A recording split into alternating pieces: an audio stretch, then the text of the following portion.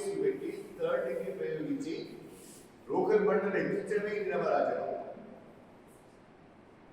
ప్రభుత్వం యొక్క పనితీరును ప్రశ్నిస్తే వేల సంఖ్యలో తప్పు కేసులు పెట్టి ప్రతిపక్ష పార్టీకి చెందిన నాయకులను కార్యకర్తలను జైళ్ళ చుట్టూ తిప్పడం, పోలీస్ స్టేషన్ల చుట్టూ తిప్పడమే ఇంద్రమరాజనం. పరిపాలన పైన దృష్టి పెట్టకుండా మీరు ఇచ్చిన హామీలను అమలు చేసడానికి అవసరమైన కార్యాచరణను రూపొందించుకోకుండా ప్రతిపక్ష పైన చేస్తున్న దాడులను మేము తీవ్రంగా ఖండిస్తున్నాం. వరంగల్ సిపి మార్పు పైన మా గౌరవం ఉన్నది. ఆయన 24 గంటల సమయం ఇవ్వమని అడిగారు.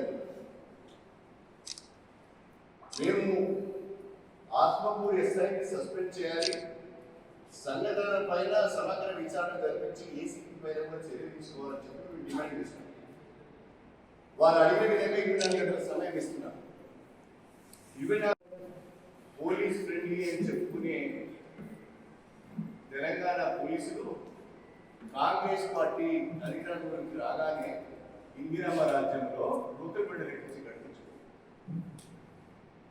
ఈ మధ్య కాలంలో నేను ఎప్పుడు వినలేదు రూకల్బండ లెక్కిస్తున్నారని. తీవ్రమైన నేరాలు చేసిన వాళ్ళు, హత్యలు చేసిన వాళ్ళను కూడా రూకల్బండ లెక్కించిన సంఘటనలు లేవు, కోర్టు ఒప్పుకోవడం లేదు.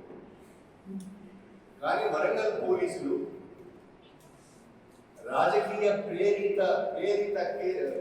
కేసులు, వరంగల్ పోలీసులు రాజకీయ ప్రేరేపిత కేసులో ఇందిరమ్మ రాజ్యంలో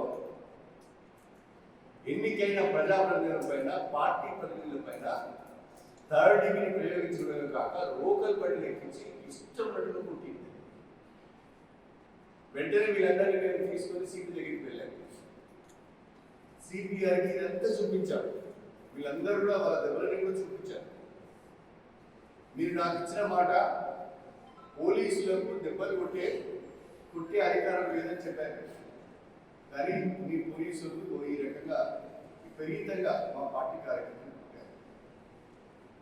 నిజంగానే ఇక్కడ కొట్లాట అయింది, దెబ్బలు తగిలినాయి, చేతులు ఇరిగినాయి, కాళ్ళు ఇరిగినాయి, తలకి దెబ్బలు తగిలినాయి. కొంతమంది ఆసుపత్రికి వెళ్ళారు, అక్కడ మెడికల్ ట్రీట్మెంట్ తీసుకున్నారు, డాక్టర్ సర్టిఫికెట్స్ ఉన్నాయి. ఏ రకమైన సాక్ష్యం, ఏ రకమైన సంఘటన లేకుండా ఈ చిన్న విషయంలో మీరు ఇంత తీవ్రంగా ఎందుకు స్పందించారో మాకు అర్థం కావడం లేదు. ఇది చాలా దుర్మార్గం, మేము తీవ్రంగా ఖండిస్తున్నాం. వెంటనే ఆత్మకూరు ఎస్ఐని మీరు సస్పెండ్ చేయాలి, ఏసీపీ పైన కూడా విచారణ చేసి చర్యలు తీసుకోవాలి. ఇంత తీవ్రమైన సంఘటన నాకు తెలిసి నా 30 ఏళ్ళ రాజకీయ జీవితంలో ఈ లోకల్ బండలు ఎక్కించడం అనేది మొదటిసారి వింటున్నాను. దీన్ని మేము ఎట్టి పరిస్థితుల్లో ఊరుకునేది లేదు. మీరు తప్పకుండా చర్య తీసుకోవాలని చెప్పారు. సిపి గారు అన్నారు, నాకు 24 గంటల సమయం ఇవ్వండి, సమగ్రమైన విచారణ జరిపి చర్య తీసుకుంటామని చెప్పారు. మరిన్ని వీడియోస్ కోసం ఛానల్ ని సబ్స్క్రైబ్ చేయండి, లేటెస్ట్ అప్డేట్స్ కోసం వాట్సాప్ ఛానల్ ని ఫాలో చేయండి, అండ్ లింక్ డిస్క్రిప్షన్ లో ఉంది.